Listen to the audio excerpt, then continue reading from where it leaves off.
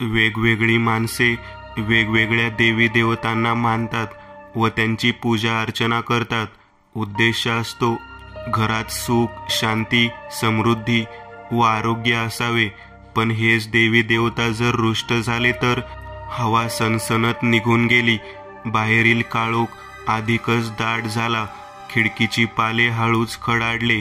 अंथरुणात एक लहान मुलगी विवळत पडली होती व तिच्या पायाशी एक स्त्री डोके टेकून झोपली होती. तोंडातून विचित्र आवाज काढत मुलगी शरीराला आळोखे पिळोखे देत खिडकीबाहेर पाहत होती. हलणाऱ्या पाल्याबाहेर एक आकृती अंधारात तरळत होती. अचानक एक भयानक आवाज वातावरणात घुमला. तसे सुमित्रा दचकून उठली. समोर तिची मुलगी दात विचकत अंथरूण पकडत आपले शरीर ताणत होती. विद्या बेटा, काय झाले? घाबरून सुमित्राने विचारले. विद्याच्या चेहऱ्यावरून घामाच्या धारा ओघळत होत्या व तिचे शरीर थरथरत होते. खिडकी जोरात आपटत होती. अचानक खोलीतील वस्तू थरथरू लागल्या. वीज नव्हती, पण खिडकीतून चंद्राचा हलका उजेड आत आला होता. थरथरत पाण्याने भरलेला मग खाड करत खाली आपटला. सुमित्रा दचकली. तितक्यात पाणी वाहत जाऊन अचानक रक्तात बदलले व एक सडका कुचकट वास पसरला. पण वास रक्ताचा नव्हता, सडलेल्या अन्नाचा होता. धाड आवाज करत भिंतीवरील फोटो क्षणात खाली आपटला. सुमित्राने हळूच पाय खाली टाकला. तोच तिच्या पायाला विचित्र किचकट स्पर्श जाणवला. तिची विस्फारलेली नजर खाली गेली व तिच्या छातीत धस झाले. झटकन शहारून तिने पाय मागे घेतला. खाली गरम अन्न होते, पण सडलेले व त्यात आळ्या फिरत होत्या. घाबरून सुमित्रा ओरडली व पुढच्याच क्षणी खोलीत एक निर्जीव शांतता पसरली. आई! विद्या वेदनेने ओरडली. तसे सुमित्राने तिच्याकडे नजर फिरवली आणि तिचे हृदय गळले. तिचे अंग थरथरू लागले. विद्याच्या अंगावर असंख्य फोड क्षणात उठले होते व त्यामुळे विद्या एकावर एक किंकाळ्या फोडत होती. अचानक विद्या धाडकन उठून बसली. सुमित्रा दचकून एक वेळ मागे सरकली. विद्याचे केस भिरभिरत होते व तिची मान हळूहळू उंचावत होती. एक वेळ तिचे डोळे पांढरे फटफटीत पडले आणि ती मोठ्याने किंचाळली. मला गरम अन्न देता काय? हसणे खोलीत गुंजले व क्षणात विद्या अंथरुणावर आपटली. दरवाजा धाड करून आपोआप उघडला व हवा जोरदार घोंगावत आतमध्ये शिरली. एक आकृती दाराबाहेर थरथरत उभी होती. ती छाया भयानक होती. एका पशुवर विराजमान व तिचे केस तोंडापुढे भिरभिरत होते. 4 हात अंधारात ठळक भासत होते. अचानक ते पशु भयानकपणे ओरडले आणि संपूर्ण वातावरण भयकंपित झाले. सुमित्रा थरथरत कोपऱ्यात सरकून बसली होती. भीतीने तिने डोळे बंद केले होते. वातावरण शांत भासताच थरथरत हळूहळू तिने पापण्या उघडल्या व तिची नजर परत दरवाजात स्थिरावली. हवेमुळे दरवाजा आपटत होता, पण दारात कोणीच नव्हते. सर्वत्र शांतता होती. विद्यानेही आपले शरीर सैल सोडले होते. थरथरत सुमित्रा हळूच उठली व विस्फारलेले डोळे दरवाजावर खिळवत ती पुढे सरकली. लागलीच तिने दरवाजा बंद केला. आम्ही काय वाईट केले आहे? कोणाचे आम्ही काही बिघडवलेले नाही. तरी हुंदके देत सुमित्रा दरवाजाला खिळून रडू लागली.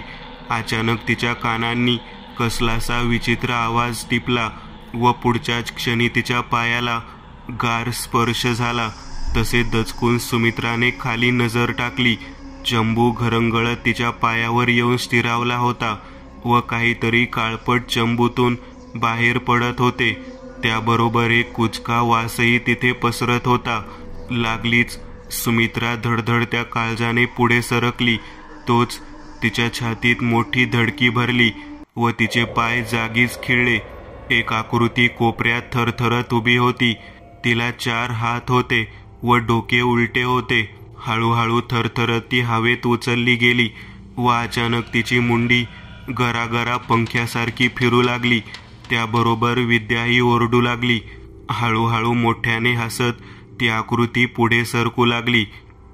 सुमित्रा विद्याजवळ धावली व तिने तिला कडेवर उचलून घेतले. सुमित्राने नजर समोर टाकली तर तीच आकृती तिच्या अगदी जवळ येऊन पोहोचली होती. नाही ओरडत सुमित्रा दरवाजाच्या दिशेने धावली. तिने लागलीच दरवाजा उघडला आणि एकदम शहारून ती मागे सरकली. भयानक गाढवावर एक उलट्या डोक्याची स्त्री बसलेली होती, जिला 4 हात होते. त्यातील पहिल्या हातात कापलेले डोके होते, ज्याच्या तोंडातून काळे रक्त बाहेर पडत होते. दुसऱ्या हातात त्रिशूळ होते, ज्याचे टोक अंधारातही चमकत होते. तिसऱ्या हातात कावंड होते, जे राखने भरलेले होते. आणि चौथ्या हातात जळालेला हुंडका होता, जो अद्यापही प्रकाशात होता. थरथरत सुमित्रा मागे सरकली. तोच ती कोणावर तरी धडकली आणि दचकून सुमित्राने मागे पाहिले, पण तिथे कोणीच नव्हते. तिचे संपूर्ण शरीर आता घामाने चिंब भिजलेले होते व घसा कोरडा पडला होता. अचानक संपूर्ण खोली गरागरा फिरू लागली, अगदी एखाद्या भोवऱ्यासारखी, आणि सुमित्राचे डोके चक्रावून उठले. हळूहळू करत ती मोठ्याने ओरडली. तिच्या पायाखालची जमीनही हळूहळू सरकू लागली आणि गचके खात सुमित्रा ओरडू लागली. अचानक तिचा तोल गेला आणि थरथरत सुमित्राने आपले डोळे उघडले. तापाने फणफणलेल्या विद्याला तिने छातीशी कवटाळून धरले होते. ती खाली पडणार होती, तोच कोण्या पुरुषाने तिला पकडले होते. वैभव, रडत सुमित्राने त्याच्या छातीवर डोके टेकले. घाबरू नकोस, मी आलेलो आहे ना, म्हणत वैभवने तिच्या डोक्यावरून हात फिरवला. वास येतोय सडलेल्या अन्नाचा, वास येतोय. एक धारधार आवाज घरात घुमला. सुमित्राची नजर समोर गेली. समोरील व्यक्तीला पाहताच तिच्या अंगावर सरकन काटा उभा राहिला. वैभव, तिच्या तोंडून शब्द फुटले. घाबरू नकोस, वीरेंद्र स्वामी आहे ते. वैभव समोरील व्यक्तीकडे पाहत म्हणाला. त्या व्यक्तीच्या अंगावर काळे कापड होते, काखेत भले मोठे गाठोडे व हातात एक साधे त्रिशूळ होते. कपाळावर मोठा कुंकवाचा टिळा व डोक्यावरील केस काना एवढे लोंबकळणारे काळे पांढरे होते. गळ्यात कसल्याशा माळा होत्या. वास येतोय, गडबड काय आहे? तुम्हीही तीच चूक केली काय? वीरेंद्र स्वामींनी विचारले.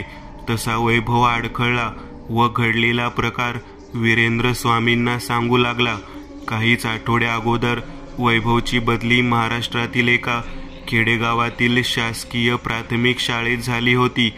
गावात जेमतेम 1ली ते 4थी पर्यंतचे वर्ग होते. वैभव इथेच रुजू झाला होता. गावाचे नाव शेळपूर होते.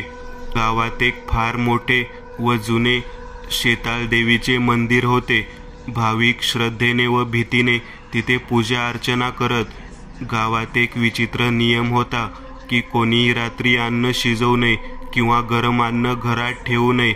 सांगितले जाते की पंडितकडून एकदा चुकून गरम अन्न देवीला अर्पण केले गेले आणि तेव्हापासून तिचा कोप भडकलेला आहे. जो कोणी रात्री गरम अन्न शिजवतो तो स्वतःच्या विनाशासाठी कारणीभूत ठरतो, कारण त्याने देवीचा कोप ओढवून घेतलेला असतो. एके रात्री ही चूक वैभवकडून घडली आणि हळूहळू तिची मुलगी तापाने भरली. ती विचित्र बडबड करू लागली व विचित्र हालचाली करू लागली. आई ती मला घेऊन जाईल. कधी कधी ती भीतीने ओरडत असे. वैभवने सगळे काही सांगून टाकले व वीरेंद्र स्वामींचा चेहरा गंभीर झाला. ती सहजच तुमच्या मुलीला सोडणार नाही, कारण तुम्ही तिचा कोप चेताविला आहे, म्हणत वीरेंद्र स्वामींनी समोर हवन कुंड मांडले व ते त्यात आहुती टाकत मंत्रोच्चार करू लागले. आतापर्यंत वातावरण शांत होते, पण त्यात विचित्र बदल झाला आणि संपूर्ण घराभोवती पावलांचा आवाज घुमू लागला. खिडकी परत जोरात आपटली व दरवाजा धाडकन आपटला. बाहेरील वातावरणाला चिरत एक भयानक ओरडणे तिथे घुमले. हळूहळू दरवाजा बाहेर पैंजनाचा आवाज वाढू लागला व एकदम काहीतरी हुंदडत आतमध्ये धाड धाड पावले आपटत शिरले. आणि येऊन नेमका वीरेंद्र स्वामींच्या पाठीवर पाय ठेवून उभे राहिले व मोठ्याने भयानक आवाजात ओरडले. ती भयानक गाढवाची आकृती पाहून वैभव व सुमित्रा कोपऱ्यात सरकले. तोच एक आकृती भेसूर हसत काळोखाने भरलेल्या छतावर उलटी लटकून चालू लागली. तिचे केस लांब सडक होते, हेलकावे खाऊ लागले. तोच समोरील खुर्ची कर्कश आवाज करत हलली व पुढच्याच क्षणी वीरेंद्र स्वामींच्या शरीरावर येऊन आपटली. वीरेंद्र स्वामी एक वेळ हलले, पण त्यांनी मंत्रोच्चार तसाच चालू ठेवला व पुढच्याच क्षणी त्या गाढवाने आपले पाय त्याच्या शरीरावर दाबले. तसे त्याच्या तोंडातून हलकेसे रक्त बाहेर पडले, पण वीरेंद्र स्वामी हटले नाहीत व त्यांचा मंत्रोच्चार सुरूच राहिला. धाडकन त्या आकृतीने छतावरून खाली उडी घेतली. तिच्या शरीराचा पुढील भाग समोर होता, पण डोके उलटे होते. हळूहळू ती मागे फिरली व तिचा भेसूर चेहरा समोर आला. तो चेहरा खूपच भयानक होता. लागलीच तिने आपले पाय उलटेच समोर टाकले व तिच्या पायातील पैंजण वाजले. एक उग्रवासाने ती खोली पूर्णपणे भरून गेली होती. काहीच वेळात ती आकृती क्रोधाने चालत वीरेंद्र स्वामी समोर येऊन ठेपली आणि तिने परत आपला देह फिरवला आणि पुढच्याच क्षणी तिची उलटी मान गरकन फिरून समोर आली व मोठ्याने किंचाळत तिने वीरेंद्र स्वामींवर आपला हातातील त्रिशूळ फिरवला. अखेर वीरेंद्र स्वामींनी वेळ न दवडता समोरील शिळे अन्न अग्निकुंडात फेकले आणि त्रिशूळ येऊन त्याच्या गळ्यापर्यंत स्थिरावला. वीरेंद्र स्वामींचा श्वासोच्छ्वास वाढला होता व त्याची छाती वेगात धडधडत होती. एक वेळ ते स्तब्ध झाले होते. एक वेळ शेताळ देवीची क्रोधाने उत्पन्न झालेली ती भयानक छाया किंचाळली व हळूहळू तिचे शरीर हवेत विरले आणि ती व तिचे गाढव पूर्ण अदृश्य झाले. आपण बरे आहात ना, म्हणत वैभव व सुमित्रा लागलीच पुढे धावले. होय, मी बरा आहे, पण तुम्ही काळजी घ्या. पुन्हा अशी चूक करू नका. हवे तर येथून निघून जा. आपण दैवी शक्तींना प्रसन्न करावे, पण क्रोधिष्ट करू नये. वीरेंद्र स्वामी म्हणाले. आई, विद्याचा कोवळा आवाज त्यांच्या कानी पडला. तिच्या शरीरातील ताप हळूहळू उतरला होता व तिच्या अंगावरील फोड नाहीसे झाले होते. माझे बाळ, माझे बाळ, म्हणत सुमित्राने रडत तिला मिठी मारली. वीरेंद्र स्वामी अंधारात त्या गावातील गल्लीबोळातून चालले होते. तोच एका घरातून त्यांच्या कानावर एक आवाज पडला. फक्त एकच पोळी बनव. एवढ्या रात्री कोण पाहणार आहे, कोण ऐकणार आहे? तोच हवेत एकदम बदल झाला व हवा जोरदार घोंगावू लागली. दुसरा अनुभव, माझ्या मित्राची गोष्ट. तेव्हा मी शाळेत होतो. माझे काही जिवलग हॉस्टेल मित्र होते. माझ्यापेक्षा थोडे लहान, खोडकर, गमतीशीर आणि तितकेच हुशार. कोणी अभ्यासात, कोणी पेंटिंगमध्ये, जो तो आपापल्या परीने चांगला. तेव्हा कधीमधी रात्री आमची कथा रंगायची. त्यांना माझ्याकडून भयकथा ऐकण्याचे भारी वेड. अशात आम्ही हॉस्टेलच्या परिसरात जिथे चांगला फील येईल अशा अंधाऱ्या एकांत ठिकाणी बसायचो. तेव्हा कळले की भयकथा ऐकण्याची आणि वाचण्याची मजाही अशी असते. एकांत, शांत, अंधार. मग आमची कथा रंगायची. कथा सांगताना मी माझ्या मित्रांनाच कथेत ओढायचो. भीतीसोबत थोडी कॉमेडीही जोडून द्यायचो आणि जबर मजा यायची. आमचे आणखी एक ठिकाण होते. शनिवारी आदिवासी स्टाईलमध्ये ढोलकीवर नाचायला जमायचो. तेव्हा जर मुली आल्या नाही तर लपाछपी व जबरदस्ती कमी असायची आणि मी नाचतच नसे. कधी नाचलो आठवत नाही. मग मुली आल्या नाही तर आमच्या कथा रंगायच्या. नेहमी मीच सांगत असे नाही, माझे मित्रही सांगायचे, पण त्या काल्पनिक कमी, सत्यावर आधारित जास्ती असायच्या, कारण त्यांना कल्पना इतकी रंगवता येत नसे. माझ्या मित्राने सांगितलेली ही कथा काल्पनिक किंवा सत्य आहे हे तुम्हीच ठरवा. पण माझा मित्र मात्र मला खरी कथा सांगत होता, पण थोडा भर देऊन. काचेवर काहीतरी घसरले, जणू कोणीतरी ओरखडा मारला. गाडी झोपलेला दिनू दचकून उठला. दवांनी भिजलेल्या काचेवर एक पातळ रेघ उमटलेली त्याच्या नजरेस पडली. बाहेर काळोख काळ्या कापडाप्रमाणे पसरलेला होता व रातकिडे कर्कश ओरडत होती. झाडे झुडपे अंधारात सळसळत स्थिरावली होती. दिनू परत झोपण्याचा प्रयत्न करू लागला. तोच कारवर कोणीतरी धडक मारली. धाड. दिनू दचकला. तो एकटाच होता व आपसूक त्याचे काळीज धडधडू लागले होते. त्याने काच खाली घेतली आणि बाहेर डोकावले. तिथे संपूर्ण सामसूम होती. फक्त अंधार व धुके आणि गार वारा, सोबत एक वेगळाच सुगंध. अचानक दिनूचे लक्ष रस्त्याच्या कडेला गेलं. क्षणभर एखादी काळी गडद आकृती अंधारात तरळून गेली, पण परत धुक्याने ती जागा भरली. वाटते मला भास झाला. मला आता झोपायला हवे. अजून लांबचा प्रवास करायचा आहे. म्हणून दिनूने मान टेकली व डोळे बंद केले. आवाज जवळच घुमला.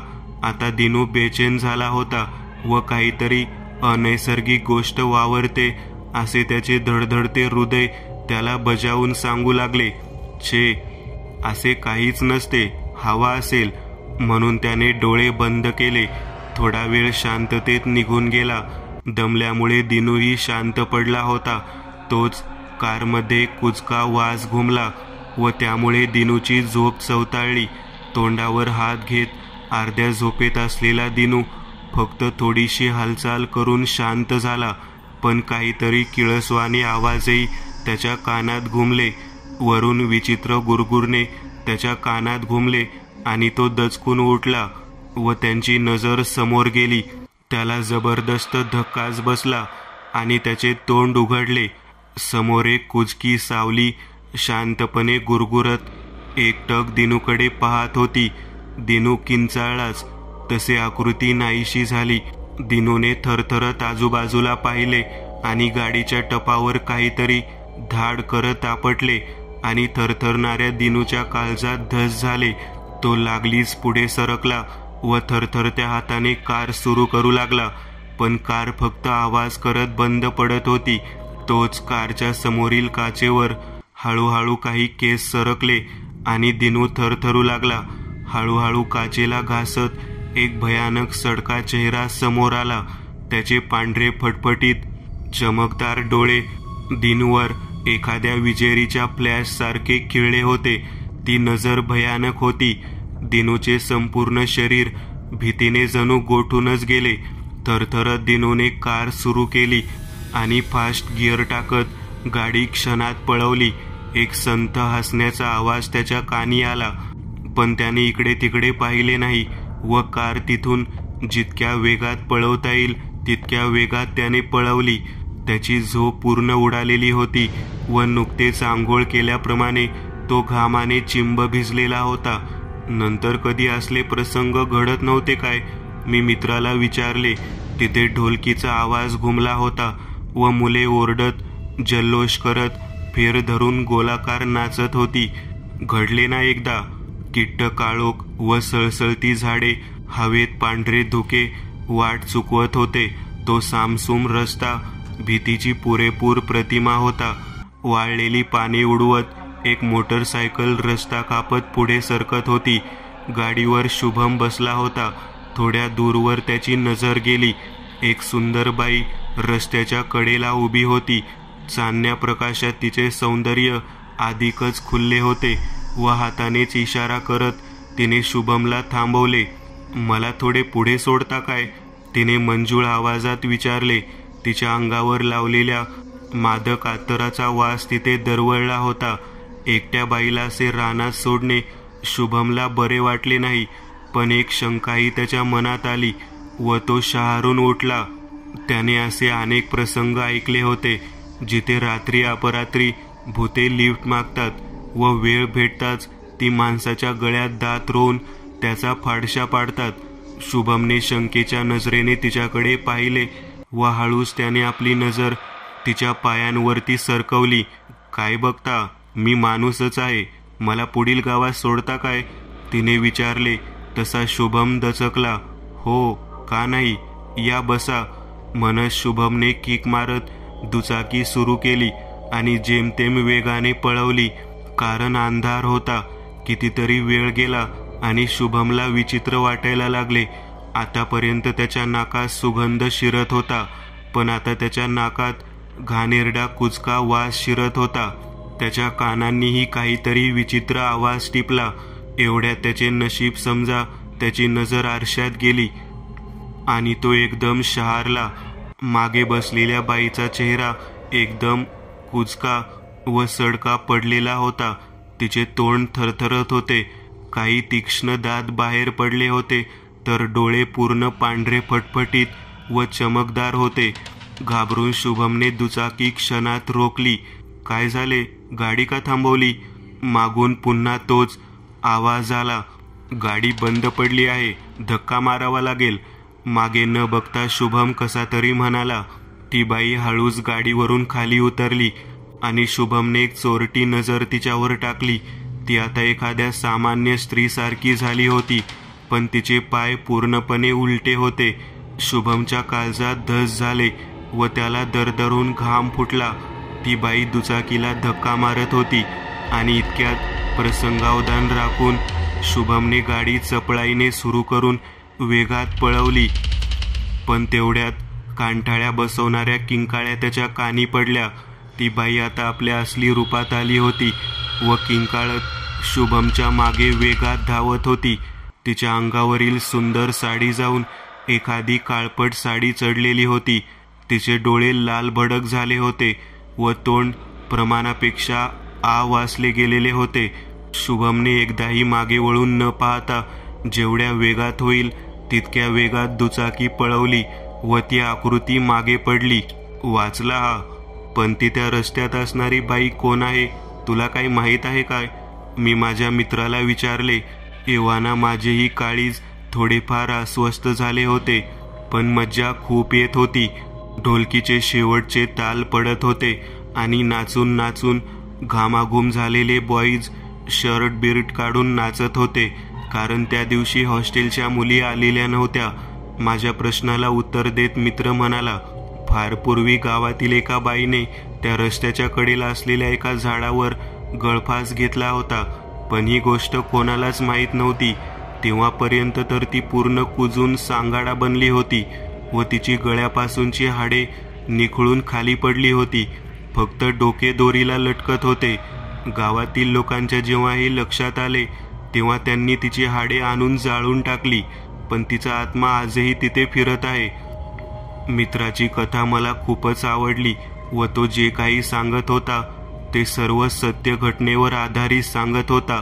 तेव्हा त्याच्या कथेतील एक घटना आठवून माझ्या अंगावर काटा उभा राहिला की एका बाईने भर रस्त्यातील उंच झाडाला गळफास घेतला आणि ती पूर्ण सडून जाईपर्यंत ते कोणाच्याही लक्षात आले नाही. आणि ह्यावरून मला समजले की तो रस्ता किती सुनसान, भीतीदायक व जीवघेणा असेल.